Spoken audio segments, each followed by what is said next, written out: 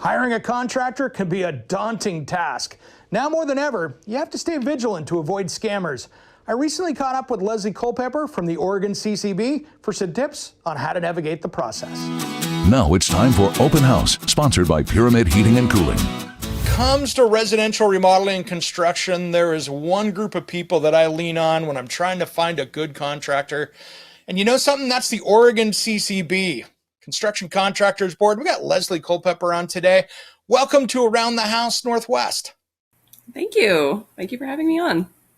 You know, I really appreciate what you guys do trying to better the industry out there, because we've all heard the horror stories of people hiring an unlicensed, bonded, and insured contractor. They don't have their CCB number here in Oregon, and things go badly. And you guys really do a great public service of trying to help out homeowners and the good contractors to make sure things happen correctly. Yes, that's right. We always encourage homeowners to check the license when they're hiring a contractor to make sure that they have an active license, because there are a lot of consumer protections that come along with hiring licensed contractors. You always want to look for that CCB number, and then not just check that they have that CCB number, but go out to our website and be sure that it's active, because of all of the great information that you can find when you're looking up that license, and then the consumer protections that come along with hiring that contractor. You know, it's great. And you guys are really easy to work with. I've had, consumers call me up, go, hey, I'm thinking about a big remodel. And I've had them call you guys before, and you've walked them through, because sometimes, you'll find a really good contractor that's had a couple complaints, and people that have been in for 30, 40, 50 years, that does happen from time to time. But it doesn't always mean that they were a bad contractor. Sometimes they have bad consumers too. Yeah. Good contractors get complaints too. It's really about how it's resolved. And we can help homeowners who call put that information into context. There's all sorts of information on our website. It's not just, whether or not there's been a complaint, but there's a little bit of information about maybe how it was resolved. And then you can call us and ask more questions if you have them. And then there's also information on our website about, if there have ever been disciplinary actions, or if there were ever administrative suspensions and stuff like that. And people say, well, what does that even mean? And we can help you. So just call our main line and speak with someone who picks up. So.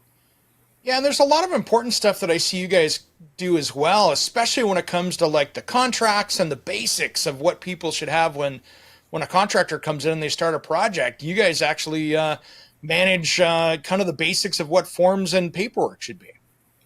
Yeah. And, if you go to our website, there's actually a lot of information out there. And we will even send brochures to your house for free if you want information about, selecting a contractor, especially if you're doing a big job, like a big remodel or something. There's a lot to think about. And so we've tried to put that information down on paper so that you can take a look at it, review it, and really, make a considered educated decision when you're trying to hire a contractor. If you go out to our website, we've got sample contracts out there, so you can kind of see maybe what you'd be looking for. And then in our publications, we talk about why you should check the license, how to check the license, questions that you can ask your contractor when you're vetting a contractor, and things like that. So if you've never remodeled before, our website has a lot of helpful information that can kind of guide you through the process. And then again, you can always call. What I see is there's this confusion with handymen sometimes, or the handyman type of project, right? Mm-hmm. And I know that gets to be a little tough because, they're just a handyman. Well, but they're doing legitimate contracting work. Yeah. And the rule of thumb is if they're going to charge money for making some kind of change to your house, they have a business, and they're like advertising, they need to have a CCB license, even if they say they're a handyman. More to the point, you want them to have a license. It's a good thing to have a license because you have access to our dispute resolution services if something goes wrong, because you can look up to 10 years of history on that contractor's license when you go out to our website, because they are required to have an insurance and a bond if something goes wrong. So, those protections are in place to help you. So you want them to have a license. So. Yeah. And those are some great tips, Leslie. Thanks for coming on today. Where do people find out more information about the Oregon CCB? Go to our website, oregon.gov/CCB. Really, if you just Google CCB, you'll find our information there. So.